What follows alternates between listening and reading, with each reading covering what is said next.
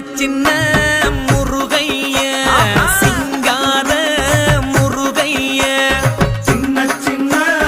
முருகைய சிங்கார முருகைய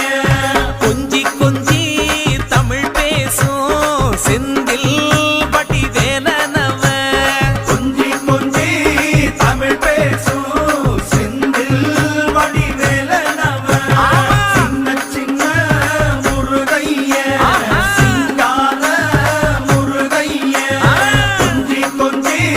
தமிழ் பேசும் செந்தில் வடிவேலனவ சுப்பிரமணிய சாமி என்பார், கார்த்திகேயன் என்பார், சுவாமிநாதன் என்பார்,